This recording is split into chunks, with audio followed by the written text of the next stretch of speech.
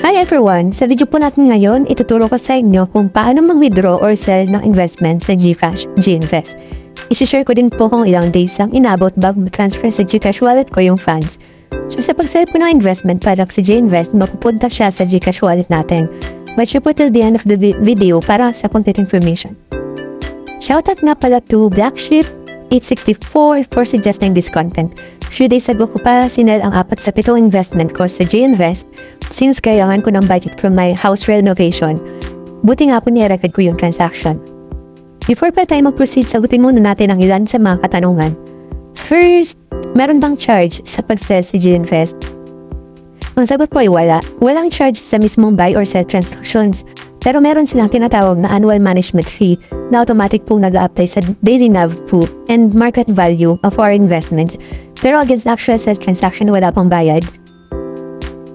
Another question is, meron bang limit kung magkano ang pwedeng i-sell? Ang sagot po ay wala. Sabi sa Gcash page, there is no limit to the amount you can invest or withdraw in GFUNDS. So pwede po kayo mag-withdraw ng partial amount lang. Pero take note na merong minimum maintaining balance sa Ginvest. Piso sa local funds and 500 pesos sa global funds. Sabi dito, if you place a sell order that will cause your remaining balance to fall below the minimum maintaining amount, your transaction will be rejected. Halimbawa po meron kayong investment na 1,000 pesos sa isang global fund. Tapos ang in-enter mong sell amount is 600 pesos.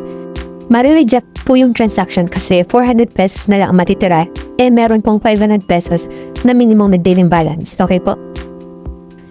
Pero kung ayaw mong may matirang maintaining investment balance or kung gusto mo pong i-sell ang full investment mo, then i-enter mo lang po yung entire amount sa sell order, which is ito po yung ginawa ko and ipapakita ko sa inyo.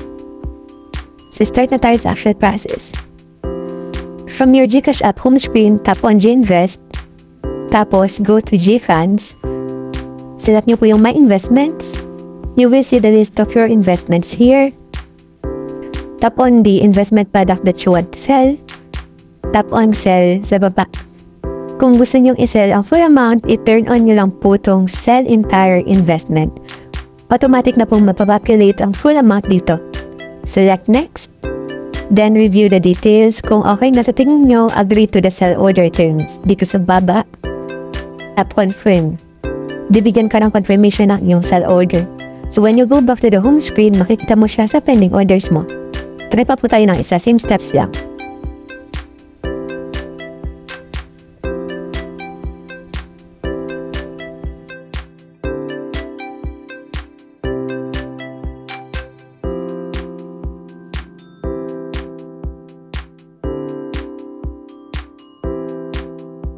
Ayun po, ganun lang po siya kasimple yung process. Now, gaano ba katagal bago mo makuha ang sinal mong amount? For local funds, it will take 4 to 6 business days.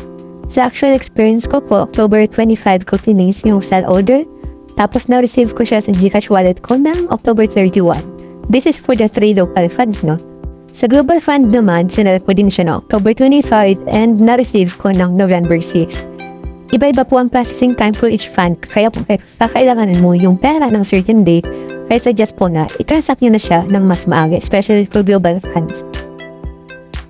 Ayaw po na natakil ko ang mga important details. Kung may ibang tanong po kayo, i-comment lang po at sasagutin ko sa abot na makakaya.